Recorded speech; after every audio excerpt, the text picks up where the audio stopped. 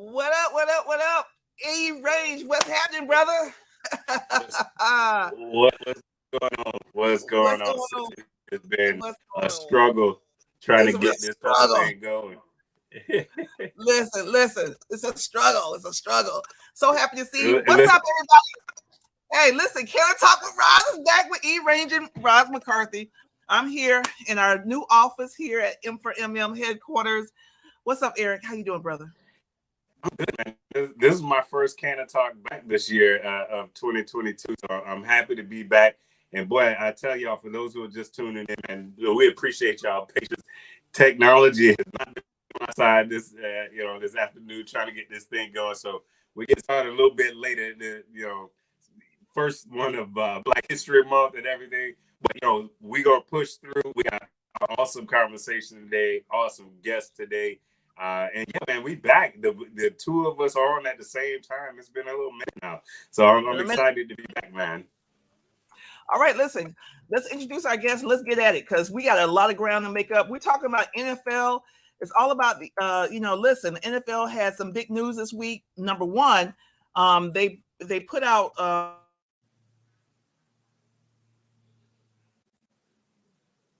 out of all the billions of dollars in NFL, they identified $1 million for Cannabis Research. So we're going to talk about that. And we're going to also talk about, this controversy with, if you haven't heard about Brian Flores and what's going on and with the NFL, really it's a microcosm of our industry, of so many industries. So we're going to talk about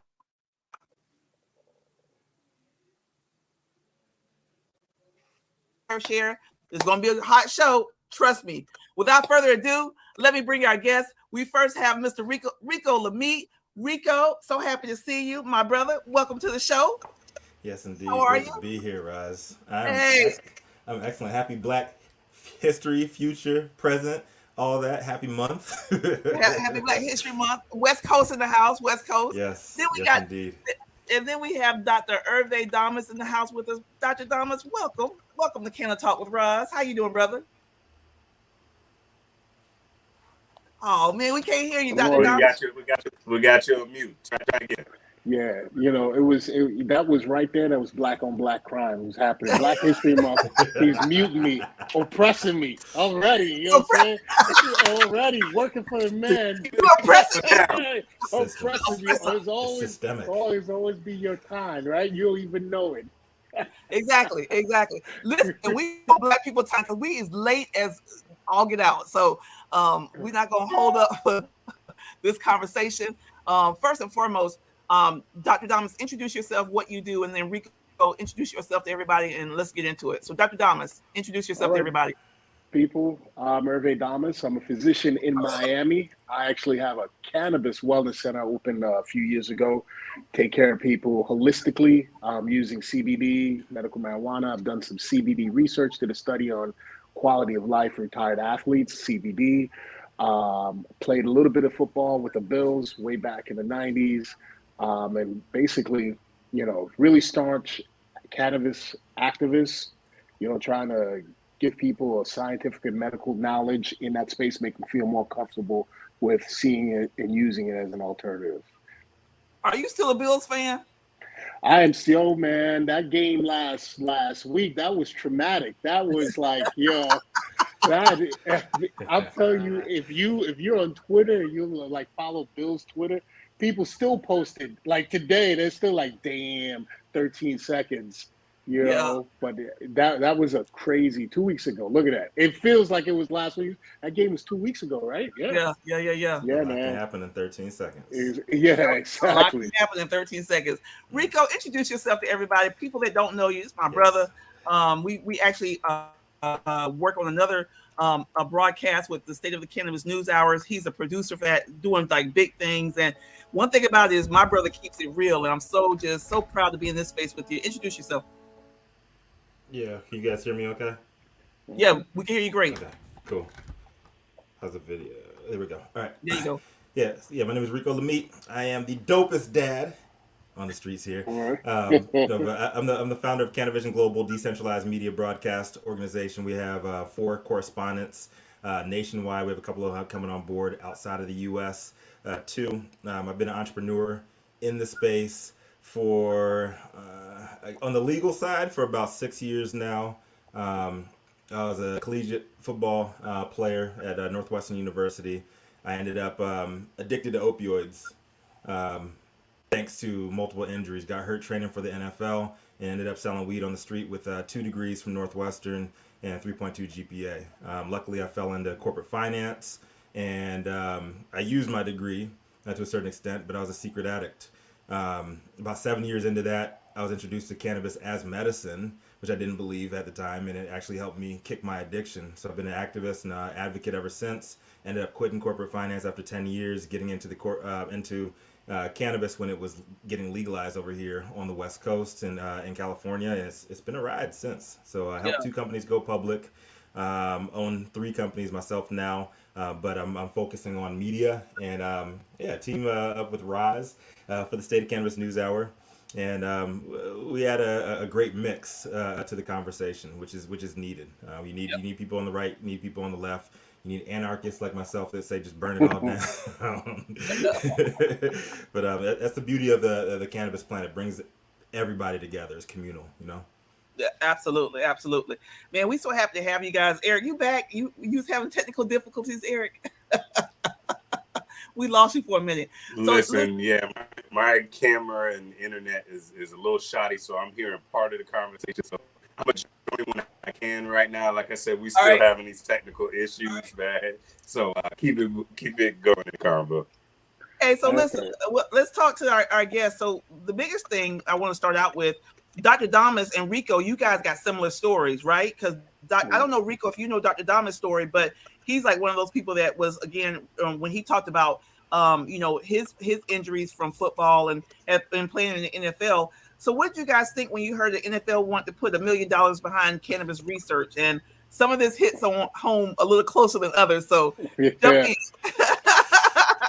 Oh, you want to go first, Dr. Damas? Yeah, I can do it. So I have a little bit of like insider information because I actually know some of the physicians.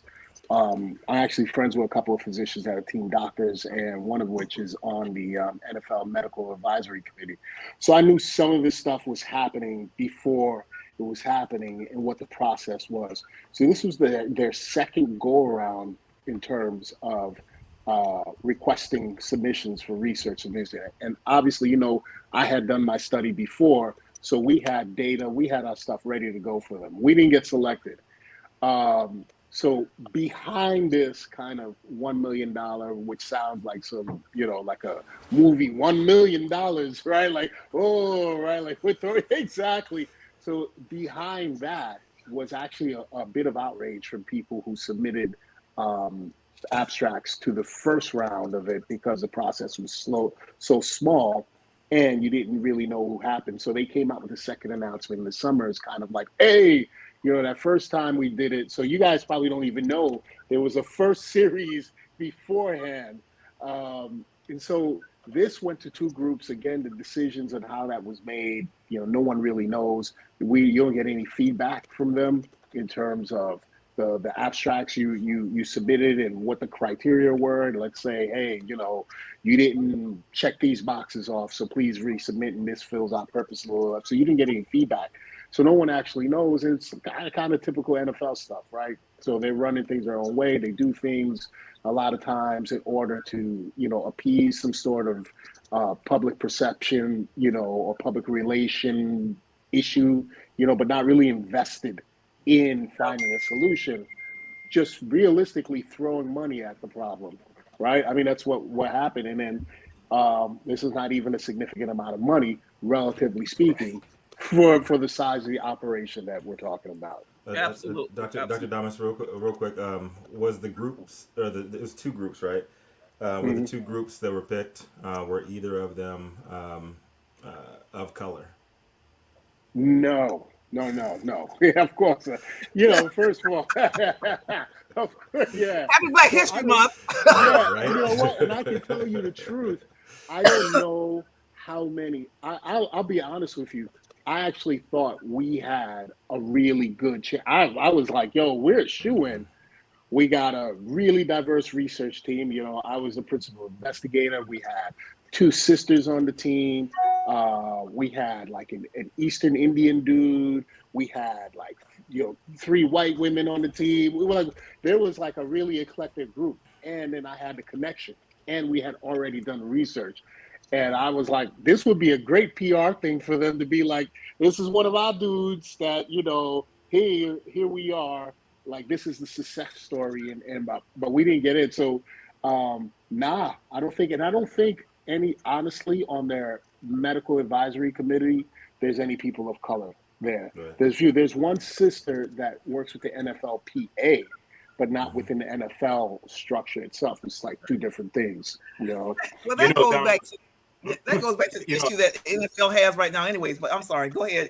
But and it's not just the NFL. I mean, we can point to how many industries in which this is the case. This is certainly the case in cannabis as well. You know, fortunately, we're fighting, you know, and then that's part of what we're fighting against, and fighting to try to build the infrastructure and early on to be able to create culture that, you know, embraces diversity, embraces differences, you know, throughout the industry.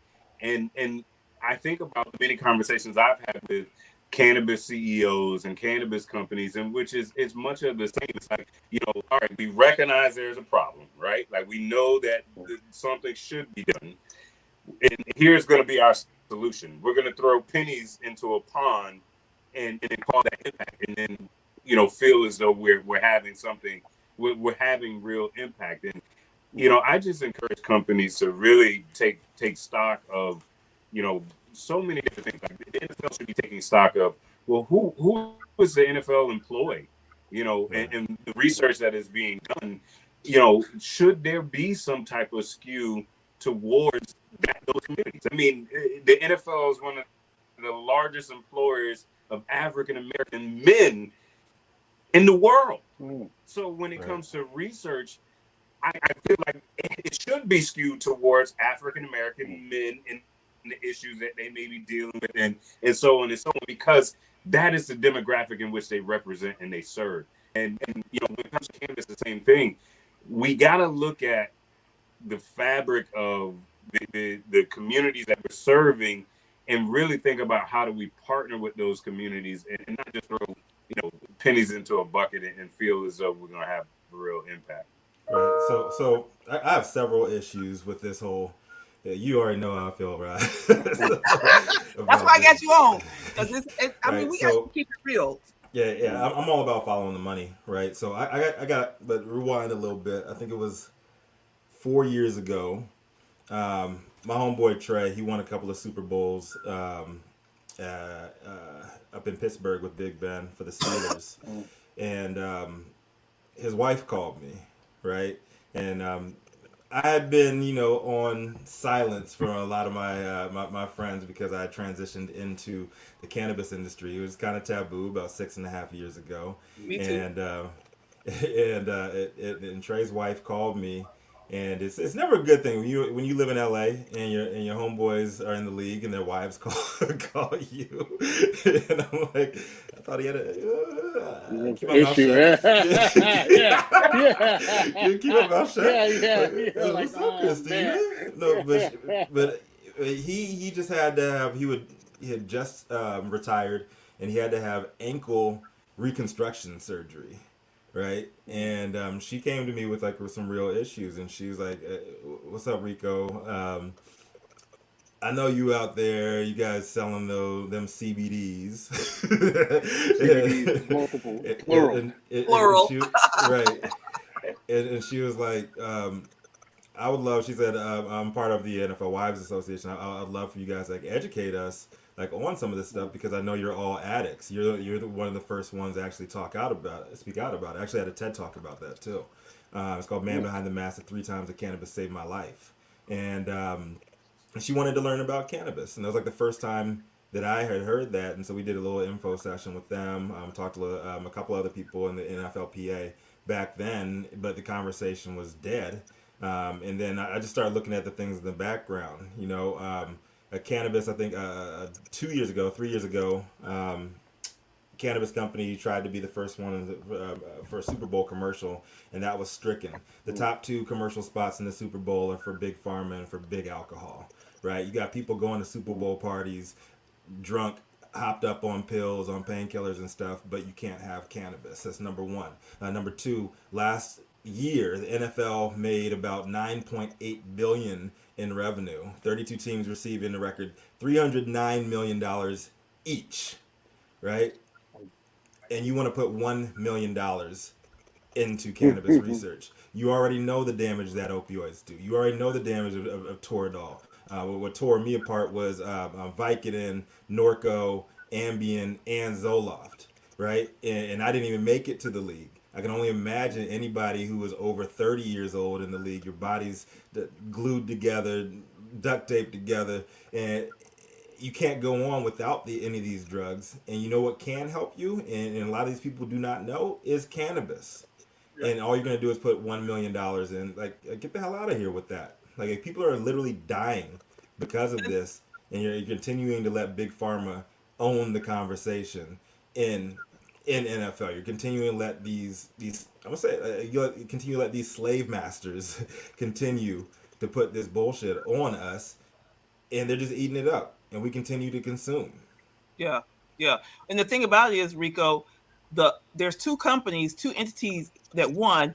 It was UC San Diego and some company out of Edmonton, Canada. You know, I don't know what the process is, Dr. Damas. I know you say you got the inside scoop or what have you, but I just feel like, where do we get to a point?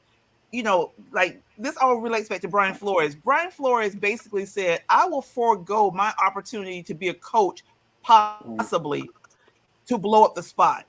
And where do you get to the point where you know that doing business with other Black-owned businesses that have a vested experience and interest in, if it's research or what have you, especially when you have 75% of the league that looks like this same demographic of people, how that we can give a service that is totally different than any other type of entity, because we have the cultural background, we have the understanding, we are the, you, Dr. Damas, you played in the league. I mean, it's just, I don't know how do you get that point across to people that are inside of this, this big cosm?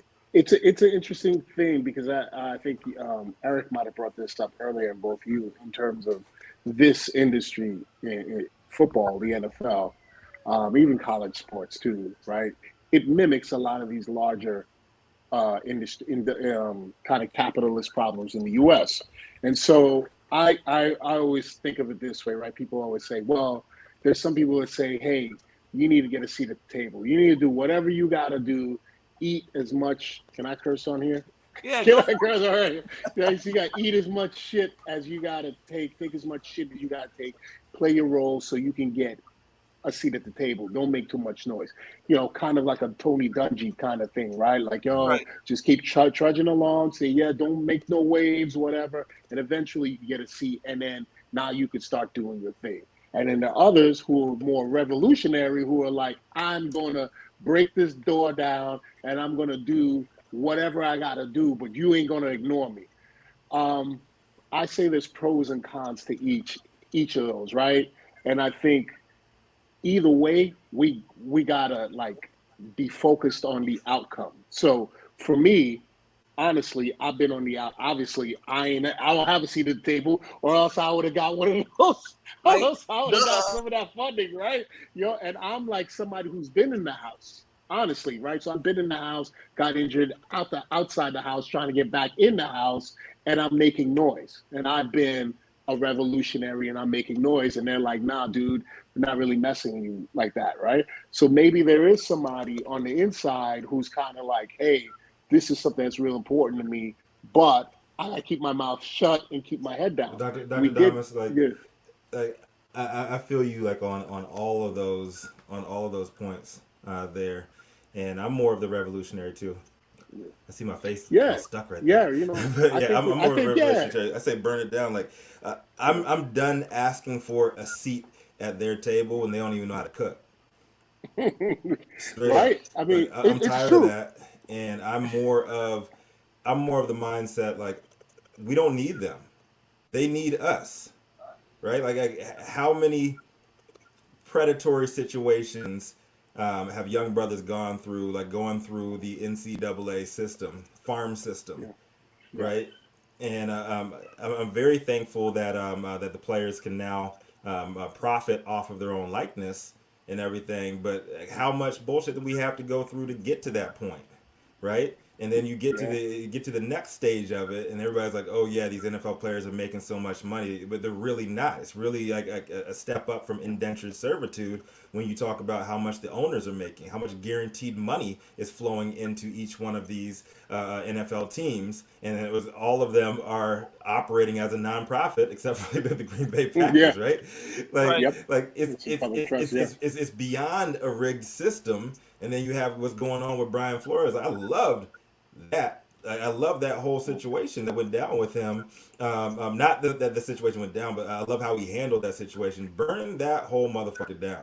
But Rico, but why should this guy? He put everything on the line, you know, and then you got the owners that are now going back and forth and saying, "Well, no, this didn't happen." So now it's become he say.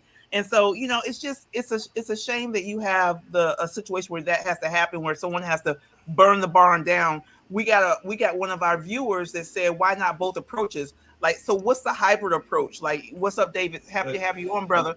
I feel like we have been trying the hybrid approach for so long, and you know what?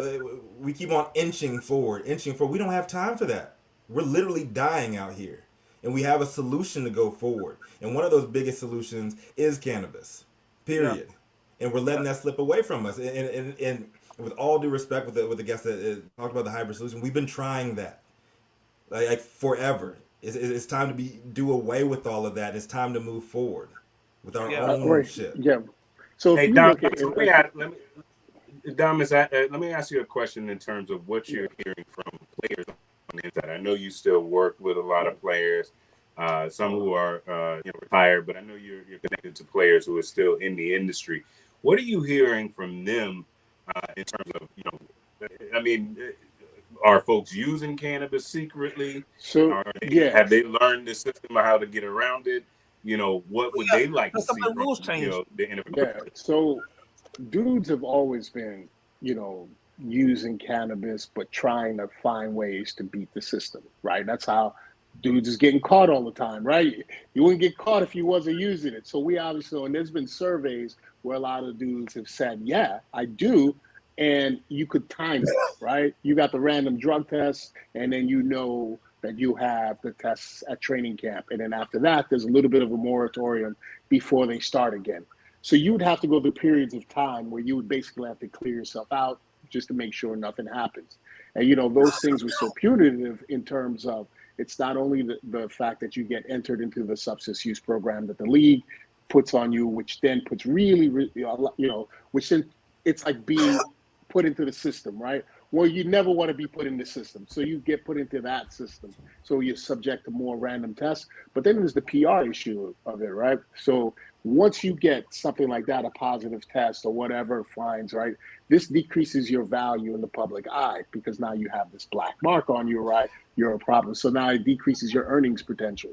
All right. So I always was like, this is the craziest thing. You're promoting this product with these players, which you're marching out there and say, hey, look at these wonderful athletes that can do this, blah, blah, blah, blah. And at the same time, destroying them, right? At the same time, destroying them, their image, right? For basically an outdated and really a harmful policy. So now they've changed some of the rules in terms of the amounts that you can have in your system, which no one really knows. So it's like, hey, the test is not that sensitive. Yeah. It went from 35 nanograms. Well, it used to be they test for 35 nanograms to 150. So if you are anywhere, knows how you get that. No one knows what you have to consume. To be that threshold.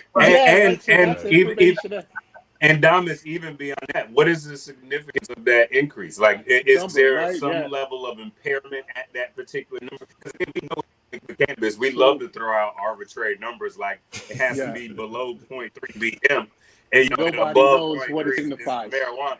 So those are some of the things. Nobody knows what it signifies, Yeah. and what would trigger that positive test.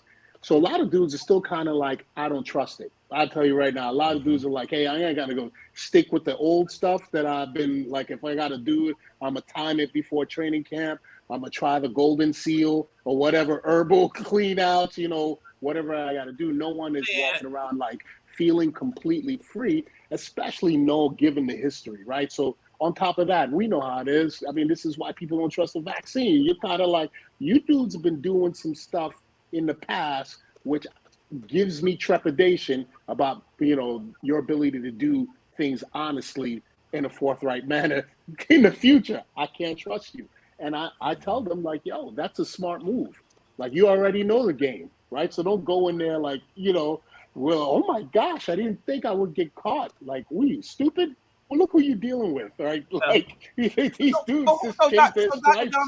Dr. Damas and Rico, who would be considered an inside guy on the NFL that we need to, if as an advocate, do I need to go reach out to Tony Dungy and say, let me educate you about this plan? Because we had a comment from David Jackson that said we still need to go, blow it up, but also we have some inside people that maybe we need to educate them. Maybe we need to advocate for this as well. If they got a position of influence, I don't know your thoughts. If you want an insider, an inside advocate, like my point of view, you got to get some white people on board with it that are talking to them, because that's who they listen to. Unfortunately, that's the system that we live in, and you got to get the allies. Yeah. It's just like in the civil rights movement. You need those allies to get the messaging across to. And we got to get people like Stephen A. Smith, who goes on there and talking about stay off the weed. Like, he needs some education, because that right there, be it he's a sports commentator, and I respect. He's an entertainer. I respect what you're doing or whatever, but that doesn't help the cause as well when you say that, and you being a black man, and he said something one day that I just went off and tweeted, and I was like, that's dumb. And Marcellus Wiley said something one day, and I was like, that's stupid. Like, and our show got called on something too, because they were just speaking off the dome, didn't know what they were talking about. I would love it if we could do something that, Dr. Damas, how do we go and do an education thing? I can tell you the truth. I'll find someone to pay for it. I'm gonna tell you the truth, right? So this is like, let's keep it 100 here, right? Right. When you're to get on the inside, like real talk, like to be and walk amongst and be in the institutions and be trusted, right? There's got to be something about you that is not very radical, that makes you seem like a safe person to have in there, right? Right. And whether you fronting and playing that role, or that's who you are, that's the way you're moving in there. So when it comes to certain issues and things, right? Some of the dudes on the inside are not going to be as vociferous, because they understand, and we all do, like, hey, this is the lane I have to move in order to stay here. And the rest of us might be like, oh, you guys are selling out, or you guys are, but they're there because they can specifically move that way. And that comes with a belief system, that comes with a certain trust in the system that, like, the rest of us don't have, because we've like, I'm not messing around with these dudes like that. So it's going to be hard for you to get people who, even though they're black, who've profited and who are living well and are, living their best lives within there, to start rocking the boat, right? And it's like, even in matters of race, you'll find we'll be like, yo, why are you selling a brother out? Even in matters of race, where you would be like, hey, it should be clear. Your position should be clear. They come out with a take that is less than, like, how you guys doing these backflips? You must be doing Pilates the way you stretching right there, because your core straight out to pull the muscle, trying to cape like that, right? And so, I think, the idea of like allyship is important, because those voices, he's right, those voices do get heard.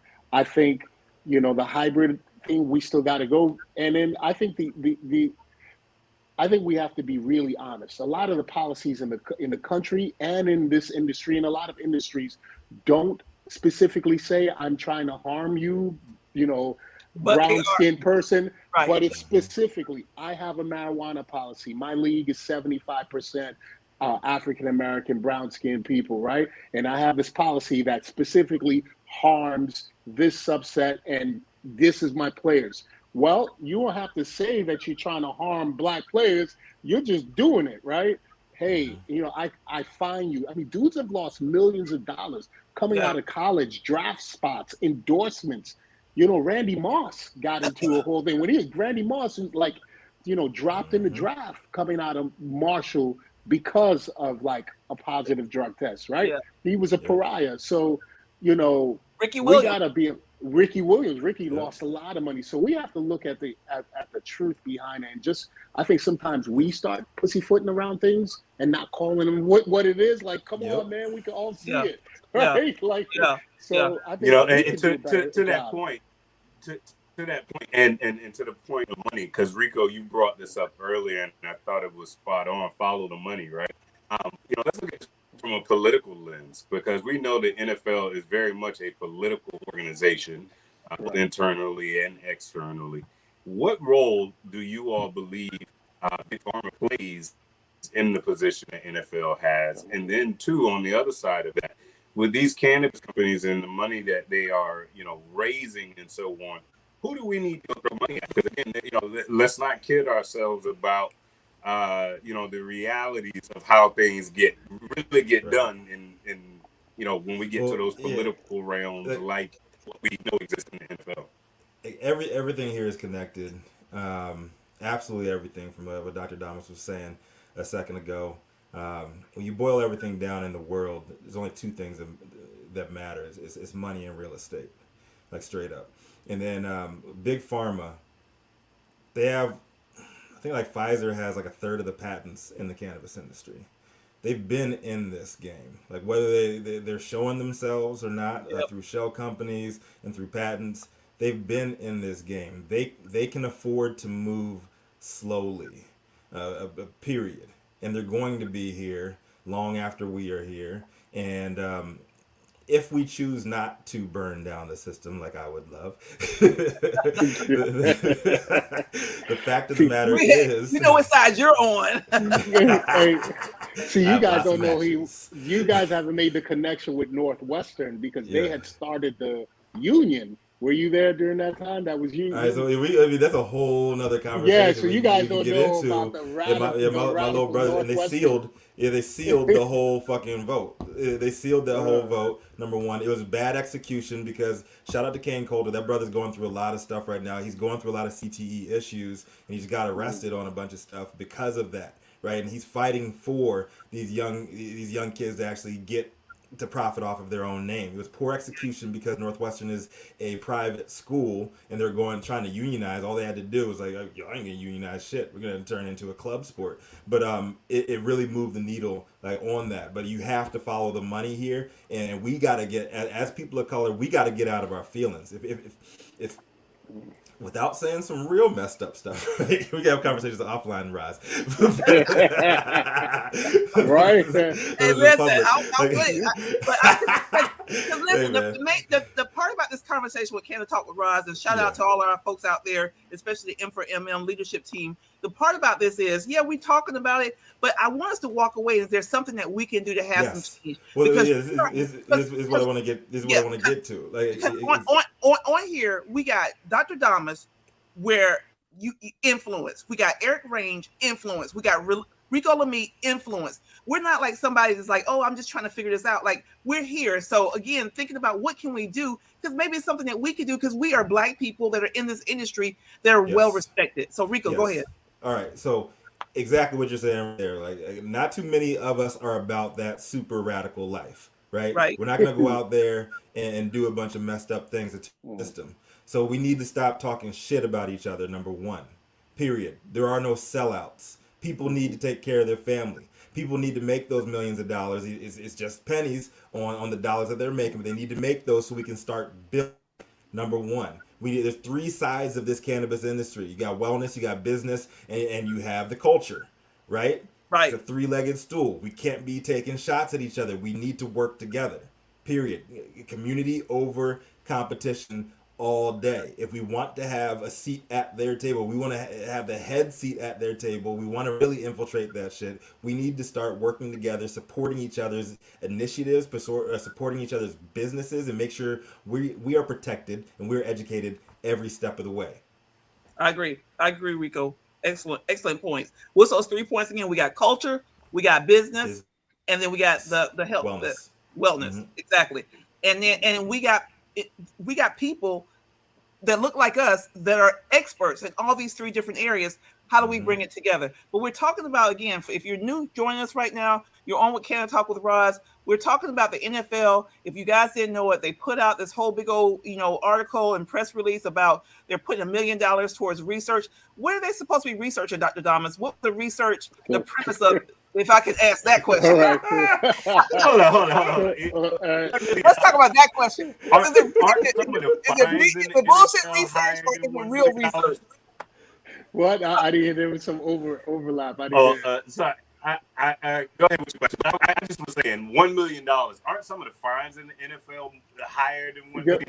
Like, come on, people. It depends on what you're getting yourself involved with, right? If you're doing something real, you can if you make a lot of money, you can get fined, get lots of dough. So the $1 million was split amongst 2 groups. It came out to $500,000 each. The one at UCSD and the one out of Vancouver. I don't know the connections from the Canadian group. As a matter of fact, I didn't know that you could have non-American applicants to this because league, because the league is based in the U.S. There aren't any Canadian teams. The other thing too, again, is we have not been vociferous enough in terms of calling out some of the things that the NFL and leagues like this get to just operate like in public with that are discriminatory and disparaging to us. For example, they get a whole lot of tax abatements, land, free land in cases. They have a lot of kickbacks. You get a Super Bowl if you build a stadium for us, blah, blah, blah. You build a stadium in Inglewood, which is a black press area. Then you go and you get it for next to nothing. And then, let's talk exactly, right. And then you also... So I'm in South Central. That's like literally like 5 minutes down the road. Down the road, exactly. And then there have been taxes levied on communities in order to pay for those. Bonds have been taken that the community then has to pay back with these balloon payments, which it started out, we took a bond for $300 million, but now this bond is 1.2 by the time we got to pay it back. And we're siphoning funds out of these communities that could be used for purposes like education, for purposes like, mental health, for like a low job training programs, a whole bunch of stuff, and we don't get that money, but it goes into these stadiums, right? So we're looking at, and again, would you guys say these stadiums are often being built in downtown centers of Blyden? They're like, hey, we're going to come in here and get this on the cheap. And there's a lot of promises, because right. So again, they're harming us. At what point do we say no?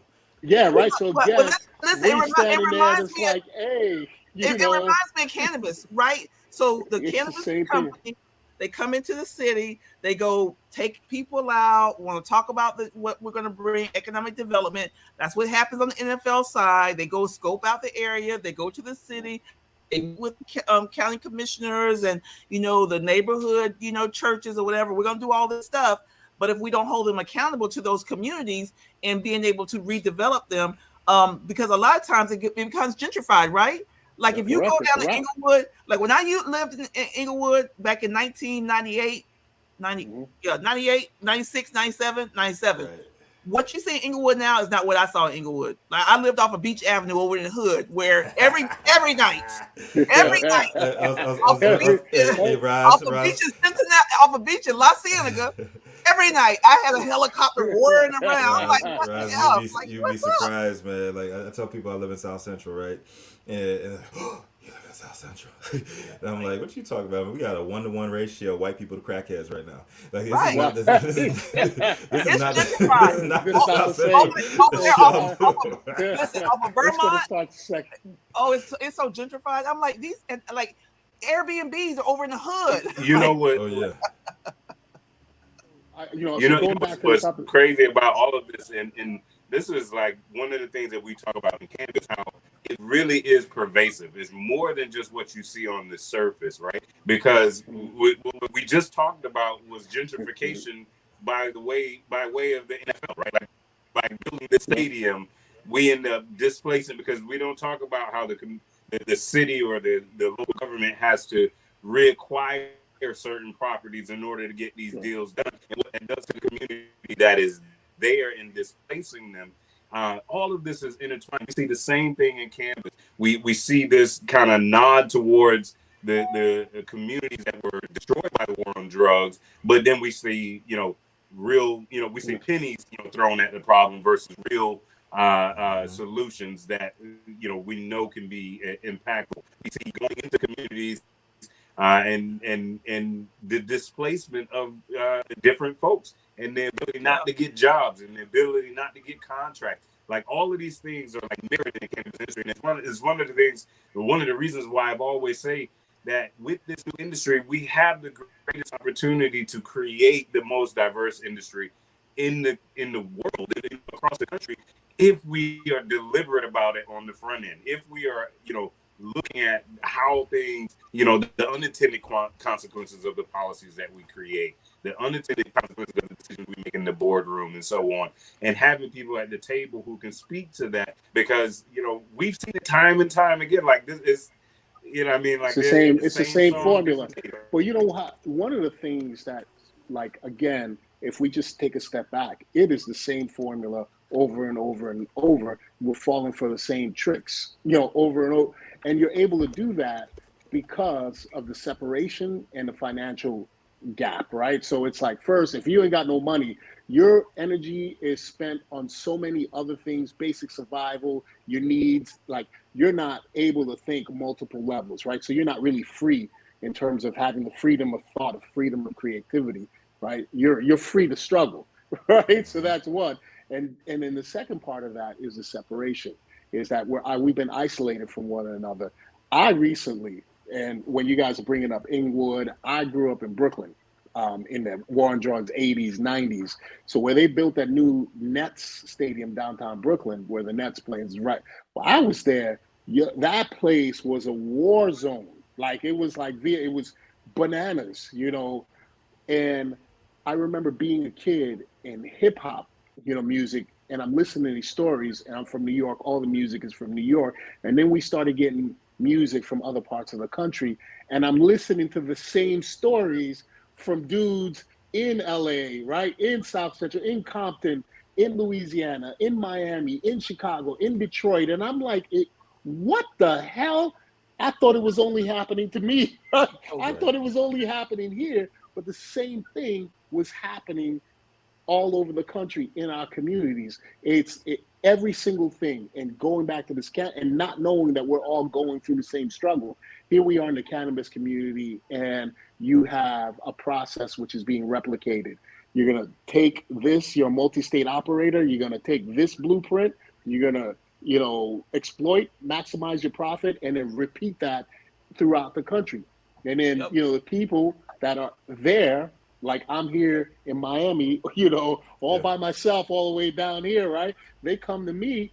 How am I supposed to know the game, right? How am I supposed to know the game of Cali, or the game in Colorado, or the game somewhere else, where I'm all the way back here by myself, unless I start messing with people, right? Yeah. And then I think that's the positive thing that came out of the pandemic. I wouldn't be here right now. Right? I wouldn't have been connected to Roz like I was if it wasn't for the pandemic. Wouldn't have been connected to a bunch of other people, and we need to move fast, like on that, just like you're saying, Dr. Damas, like 100%. Me coming from the financial background that I come from, like, we need to learn as a community to be investors and not traders. Like, straight up, we're going for those quick dollars. We want to get in, get out, and the fact of the matter is, like, there's exceptions to the rule, but the rules ain't changing. There's only going to be a few winners out of those short bets. So when we're looking at, we need jobs. No, you need careers. You need investments. Right. We need to own property. like straight up. And with, like I said earlier, when you have those three sides of the industry like we have right now, we can connect with people that are high powered, like high education, whether it's formal education, whether it's street education.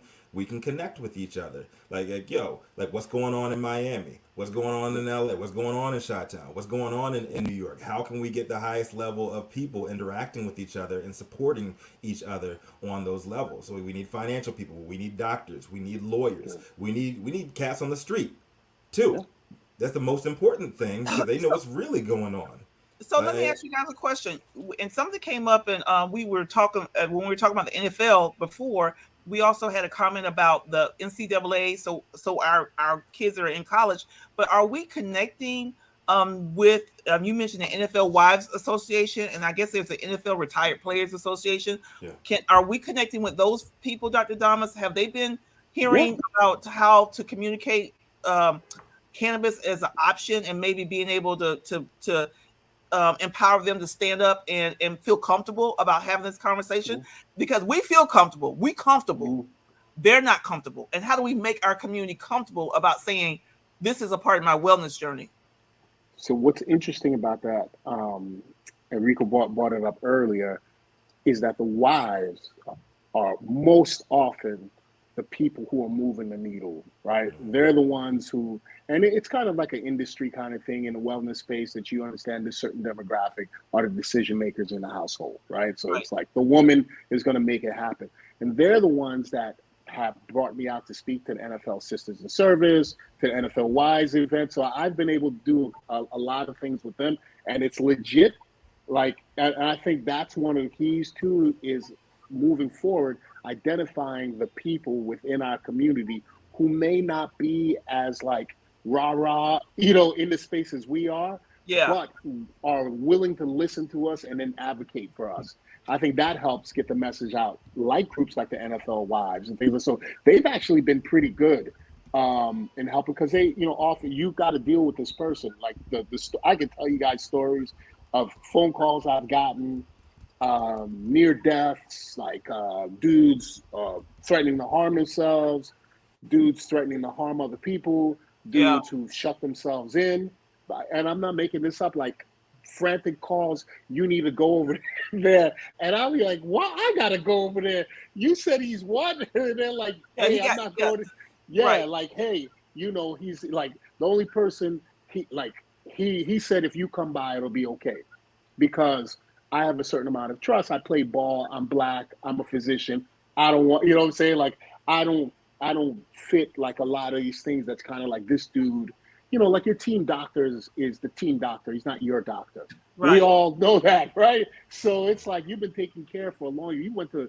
You went to college and you're in the pros. You've been taken care of by people who are not necessarily interested in you doing well. They're interested in what you can do for the team and sayonara. So, those wives, and I don't want to like belittle and say wives, but the people who care and who are willing to take those things, we really need to maximize our outreach to them and, and really say to ourselves, we can drive a message to them and then they can go speak upon it, on it for us, and not necessarily us being the industry insiders, that are like preaching the gospel hard, right? Being the ones that's going to reach out to these groups because we don't have the connections.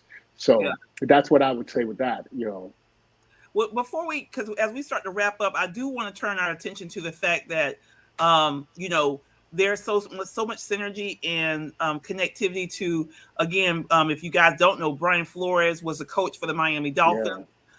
This brother was a brother that was given a average team to work with, started out a little slow and ended up the year literally winning 8-9 games in a row, which is huge for a momentum perspective. I'm a big football fan. I follow football every single Sunday. So I've been following this story. And literally his team basically fired him. There's something in football called the Rooney Rule. And I like this morning, I said, maybe in cannabis, we should have the McCarthy Rule. So the Rooney Rule. So you got to interview one black. What you listen. So for those that don't know, and so I'll let you, Dr. Damas, tell them about what the Rooney Rule is. And I'd love to get you and Rico to weigh in on just where there's synergy and how this man really took, you know, be it if this court case gets thrown out or not, what it takes to be at the top, and then all of a sudden just, you know, what's good for one group is not good for the next group, and you literally lay your whole entire body on a sword to say, you know what, I'm going to bring recognition to all the things that are going on that are not fair and not right. So go for it, Dr. Damas. So here's the interesting thing about that. Brian Flores is from New York. He's from Queens. Yeah. He's got a really good reputation. I played football in New York. So when he got the job here, all the people I knew from New York was like, hey, dude got the job with the Dolphins. It's a brother from Queens. He's a rock solid dude. They were like, yo, let me tell you, you should really meet this dude. And I feel sad I never made time to go like kick it with him, because they were like, you got to mess with this dude. He's the real deal. Like everyone kept on saying that, like, yo, that dude is the real deal, the real deal. He's going to do well down there. So his first year here, they were trying to lose games on purpose so they can get a better draft pick to get their quarterback that they wanted, the quarterback from Alabama, Tua. So that whole thing tanked for Tua. Well, they traded all their best players to get draft picks. They cut a lot of dudes. So this team was like made up of like, you know, a lot of free agents and guys hanging on to the league, right? Like, I got a job in NFL. I'm just holding on. So here comes the coach. This is his first job. And they asked him, and everyone knew it because I had patients who worked for the Dolphins. And they used to come back and tell me like, hey, they're talking about trying to lose everything here. And people aren't happy because the fans want to watch a winning product, right?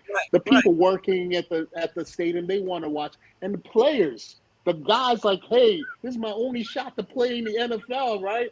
I want to give my best shot. Maybe I'll get a better job. Another team will pick me up, right? The coaches are working for their jobs, right? So everybody in the organization wants to win except the higher ups. And that was well known. Like everybody knew it. And he refused to do it.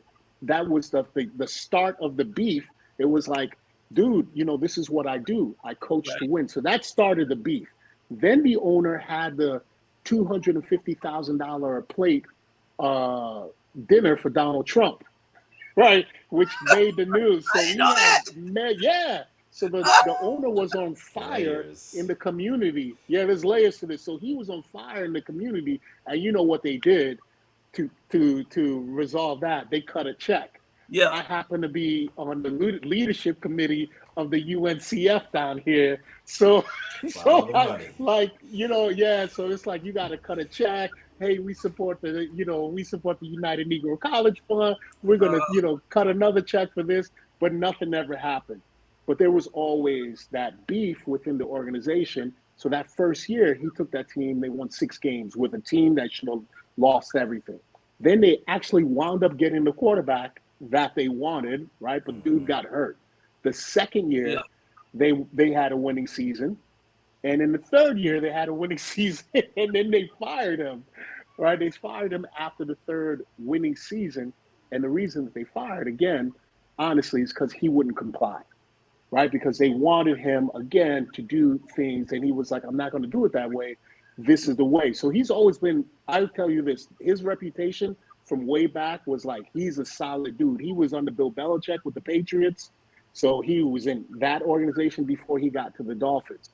So when they fired him and he started going on these job interviews, he started recognizing the pattern, which is what a lot of people, you know, sometimes like it takes something that people like, wait a minute, you guys ain't really serious about hiring me. I've heard about this, but now I see it. And the way he found out that it hit him in the face was he got a text from Bill Belichick congratulating him for getting a job. But it wasn't him. It was another dude that had his first name. And he was like, yo, I'm going in right now. We're talking about, I haven't seen these dudes. And he's like, oh, shit, I made a mistake. So that's when it was like, yo, they're just bringing me in to fill this Rooney Rule. And the Rooney Rule is I love that though. I love the fact that they made the Rooney Rule, and everybody's like, "Oh, the Rooney Rule is a bunch of bullshit." If it wasn't for the Rooney Rule, we wouldn't have proof that the shit is going on. Exactly. We wouldn't have the like, look at this right in your face. The Rooney Rule is something they came up with from way back in the day. Actually, if you know a little something, Johnny Cochran was involved in these. This is like crazy from way back in the day that there was always this complaint, hey, there's no black coaches. And so Johnny Cochran had a meeting with the NFL, the senior staff, and was like, you guys have a problem here. And if you don't fix it, you're going to wind up in litigation. People are going to sue you. And he was like, this is an easy case to prove. Like, this obviously is discrimination. So they started all these processes, the adversity and diversity, and the usual corporate stuff. And then they said, we're going to have this rule that every job that we open up, at least one minority candidate has to be interviewed to satisfy the Rooney Rule. But and then that became, it's a sham interview. And the bad thing is, if you are black and you get called for one of those interviews, even though you know it's a sham interview, you have to go. You gotta go. You can't turn it. Yeah, you can't turn it down. Let's talk about the parallels between that and cannabis, where we see that people are put into positions with the thought they're going to do something that's going to create opportunity and that's going to do something to bring more diversity into the position. 9 times out of 10, they're black people that get that opportunity. And then once they get inside, what it was portrayed before they got there is not what happens when they get inside and they ended up getting out. I can't tell you how many phone calls I have gotten personally from people on the inside that was like, Rod, shit here is fucked up. I'm just telling you. Yeah. So, it's so cannabis, there's even more layers on that because you have like the direct war on drugs that's still going on right now, right? And you have people still dying for this. And what's really messed up, and I got booed off stage about like 3 years ago when I called What's up with that? I called it what it was. I said social equity is a bunch of bullshit. It is, especially out here in California. There's no affirmative action. Yes. So it's unconstitutional from the jump. You're lying to people and giving them false hope, and you just like, oh yeah, we're gonna do this, we're gonna fix this. Oh, it's not perfect. Like, no, it's illegal. So it's not going to work. And then you take it a step back. Like, the whole term social equity was made by H.G. Fredrickson. You can Google it. H.G. Fredrickson, a white man in Idaho in 1968. Who that is? In 1968, it's a marketing buzzword. It makes no sense. That's why you have nobody on the same page of what social equity really is. Like, how are you going to break down? How are you even going to put something into law that is not a real term and nobody can agree on what it is, right? So it's already watered down, and we keep on fighting. Oh, yeah, we need this, we need this, we need that. Like no, we need money. I've been telling people this for the last 2 years. Stop talking about social equity. Number one, take that term down. Call it health equity. Like, stop talking about that social equity bullshit. We need to be talking about reparations, straight up. Because the more we talk about this, the more we're scratching for these pennies. And we talk about, like, just like in the NFL, you got these players that are high paid. Like, yo, I can't fight for this. My family's eating right now, and I respect that. And I respect all of the people who have squeaked through and got their licensing in the cannabis industry. I respect that. Like, straight up. Like, one of my homegirls, she has a t-shirt company, Cynical Stoner, and one of them says, one of her t-shirts, it says fuck corporate cannabis. I was like, I want that one with an asterisk. It said, fuck corporate cannabis except if you black. That's a black one. Black. How else are we going to survive in this industry that we died for literally for generations upon generations upon generation? We have died for this plant, died for this industry, and now we're fighting to just get the scraps there. Yeah, fuck all that. But you know, give us reparations. Rico, I say I differ than you on a little bit. I'm not saying fuck corporate cannabis. I'm saying corporate cannabis get the fucking line. Do what we're supposed to do. I'm of the belief that we cannot make the cannabis industry the most diverse industry in the country if all we do is depend on black businesses to get started. We're just not simply not going to start enough businesses, and not enough of them are going to be long-term sustainable for us to make the industry diverse that way. We need that. We have to have black businesses start. Right? We have to have black businesses getting contracts and for suppliers, services, and so on. We have to have that. But we also have to have an integration of corporate cannabis. In particular, and this is what Roz was talking about before, too many of our multi-state operators who are out there, right? And I'm calling them multi-state operators with the rabbit ears, right? Because they're multi-state because they have licenses, but they are not a corporate company. They do not have corporate structures in place to deal with being in multiple states. They do not understand how to infuse diversity, equity, inclusion into their companies. So they go and they do the tokenism type things where we put up the black squares on Instagram, we write a letter and we put it on LinkedIn. We say we're going to hire black people, we hire them, but then we have no plan for them. We don't give them the budget and the resources they need to be successful at the jobs that we say we want them to do. These things are repeated, not just in campus, but outside campus, but we're seeing it time and time again. If I sound a little passionate, because this hits very close home for me personally, and I'm not going to go too deep into it, but it's something that we have to address in this industry. Our multi-state operators, this corporate cannabis, we can't avoid it. It's going to be here. Consolidation is going to continue to happen, but we have to hold these companies accountable to doing more than just hiring one black professional and feeling like they have done something. Again, that throwing pennies in a bucket and then saying we're having an impact. We have to look at how we're addressing that industry-wide, because it like I said, we get countless phone calls. We talk to countless number of people who are in these roles, and they're like, listen, this shit is a shit show. They got me here in this role. They're saying we're going to do X, Y, Z, but then they're cutting me off at my feet, or they're not giving me the budget to go do what we say we're going to do. We only want to do the things that look pretty on paper for the license. Nope. His AOL got cut. I support absolutely everything. I support absolutely everything that he is saying, except for this, right? Like, because I'm a data guy, right? I love data. I love numbers. I love charts. It's simple math.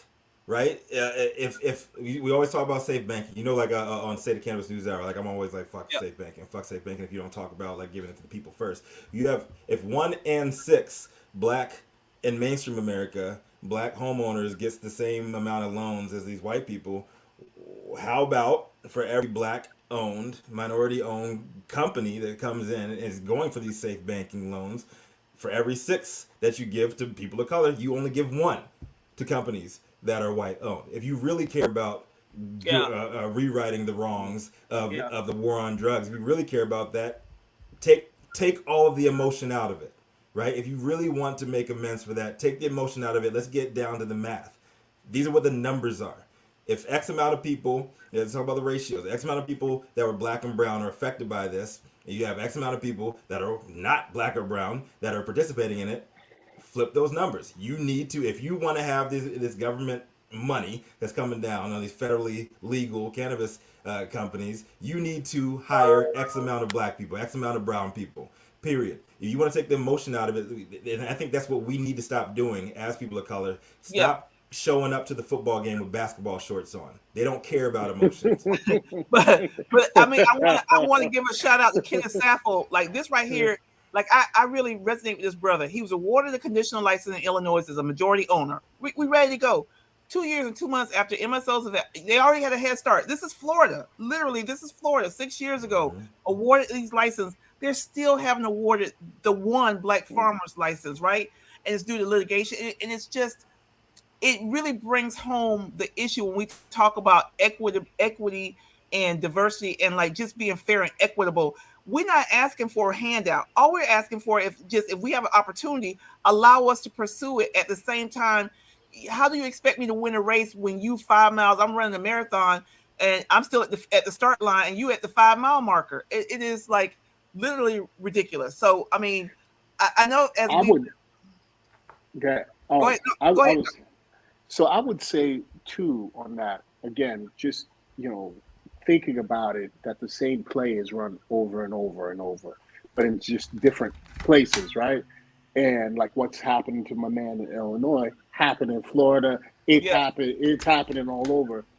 And at what point do you start to say to yourself, I know what's going to happen. What am I going to do to prepare myself? Because I know this is what's going to happen. This is it. And so we've been, I think, too reactionary. Like right now we're talking about reactions to things, and to your point earlier, what's the action? I think the action points really need to be focused on the things that we already know This is what's going to happen. This is how it goes down, right? They're gonna waste our time, and there's gonna be a lot of tokenism. How do we prevent that? Because we already know that, right?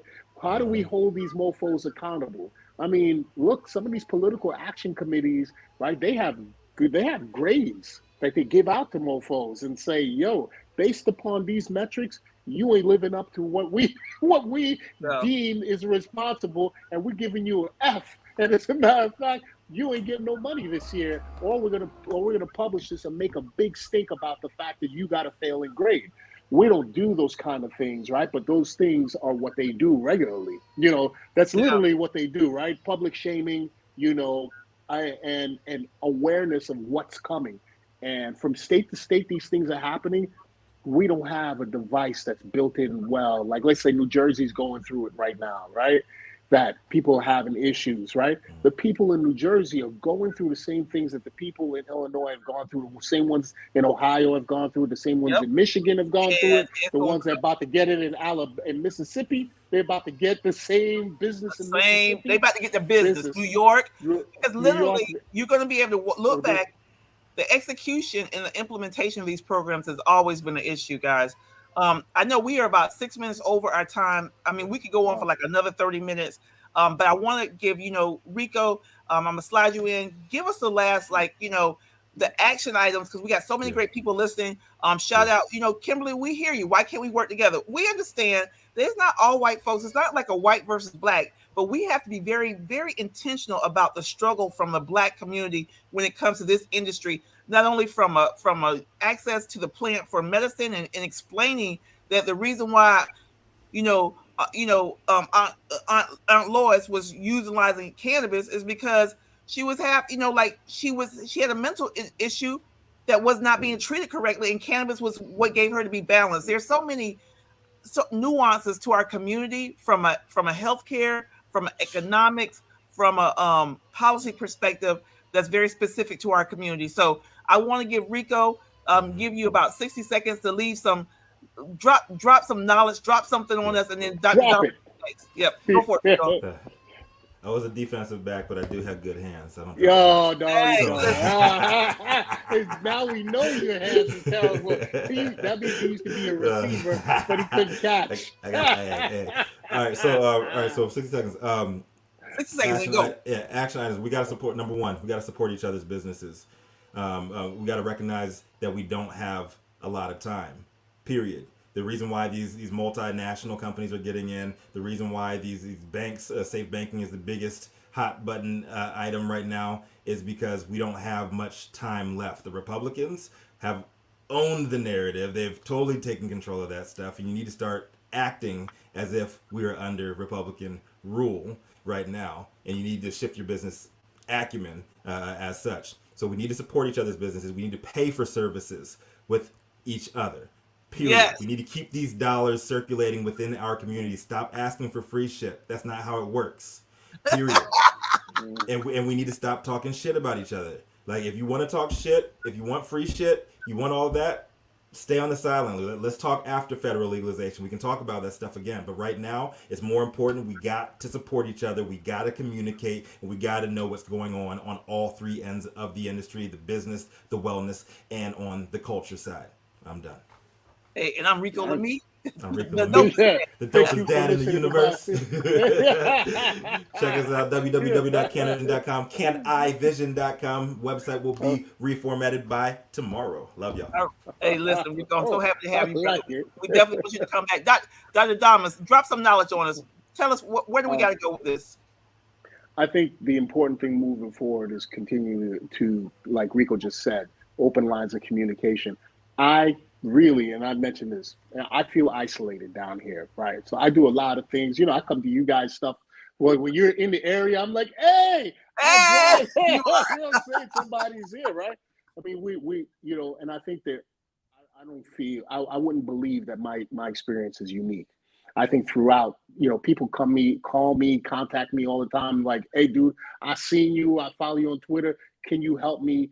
I don't have any resources, right? And it's like, again, the same game is being run to us, and we got to get hip to the game. But you don't know the game if no one's telling you. right? Like you got to figure it out for yourself. I Yeah. think we do have to do a better job of laying out the blueprint, had a scouting report to ourselves, and like, yo, get ready for this. This is what's going to happen. Be prepared for it. Yeah. And Yeah. that way, it'll be a little harder for these things to happen to us so easily. So when people come to you, if we're in Florida and people go, well, I want to go after the Pickford, like we need to have other options and have a blueprint of what those options are in regards to if you're trying to get into this industry. And I will tell you guys, if you're looking for options, I know I'm hard to catch and run down, but if I know of any options, if I can make a connection for you, that's what I'm going to do with M4MM. And now that I'm rolling out my own brand, Black Buddha, cannabis.co, please go check it out. Now that I'm doing and focus on my own brand, what I plan on doing is taking my experiences and being able to shorten the gap or shorten the learning curve for other different businesses that look like me. I think Rico, you said it. Like, do business with, like, I gotta give a shout out, Gia with GVM Communications. I said, listen, this is what I need. I need PR help. I need, getting the word out about my brand. I said, how much does it cost? I don't want a freebie, and that's my tight girl. Like, that's my sister. How much does it cost? Not a problem. Her team has been extraordinary in regards to getting the word out about this brand, getting us connected to major news outlets. And when we are powerful people, but we should not be able to, we got to do business. And we can't be like, can you do it on the humbug? Can I pay you next week? Whatever. Like, yeah, it's a wrap on that. So if you keep operating on that level, you'll become an expert of operating at that level. Yeah. Right. Looking for the free stuff and hustling. We got to get out of that, man. Let's go. We got to get to executive order thinking, executive planning, multiple steps ahead and doing that stuff. But some of that education is missing. Somebody's got to pass that down, Absolutely. And I think that's the communication part. Absolutely. And that's one of the things that I do. That, what you guys are talking about is one of the reasons why I started the Chairman's Club in particular, because it's a lot of us out there who are looking at this industry who want to get in, but there's a huge, serious gap of knowledge in between where most people start when they start researching how to get in this industry and where they actually need to be in order to get into that industry. And so in the Chairman's Club, we try to fill that gap. Like, what do you need to know at the onset before you start spending your money and buying products and holding, stuff in your living room and that type of deal. So these are the types of things that we got to do to educate ourselves. So tap into the Chairman's Club, ericrange.com. As I said, support our businesses, Black Buddha Cannabis, Hemp and Fork, is another one of my businesses as well. We are here. We're creating businesses. We need y'all to support them. And we're also providing the resources. M4MM is one of the largest, if not the largest producer of content for our communities in this space. We do that very deliberately because we want you guys to have this information. Like Rico said, the window is closing. We can't sit on the sidelines anymore. We got to get in. Now is the time. And so, I know we're wrapping up here, and y'all know my message to y'all as always is just thank y'all so much for supporting, for listening to us. We apologize. We got a little bit started a little bit late today. Technology was not on our side, and but we pushed through. I got kicked off a few times. Had to join back in, but we pushed through. Awesome conversation. Let's take action, y'all. Let's love on ourselves this weekend. Let's get some rest because come Monday morning, we got work to do. Thank y'all for tuning in to Canna Talk with Roz. We will see y'all back here next Friday, 1 p.m. Eastern, on another episode of Canna Talk with Roz. Thank y'all for joining. Hey, thank y'all guys. Thank you, Dr. Thomas. Thank you, Rico. Thank you. Hey, listen, guys, I'll be back on at 3:00 p.m. Come back and join us. We got our first Friday. I got some fire guests. Come back. 3 o'clock, guys. I'll be back on. I'll be doing biceps. I'll be doing chest and biceps. Exactly. Doing push-ups. Hey, listen. Hey, I ain't mad at you. Go and do what you do. Later. Thank you, guys. Thank you.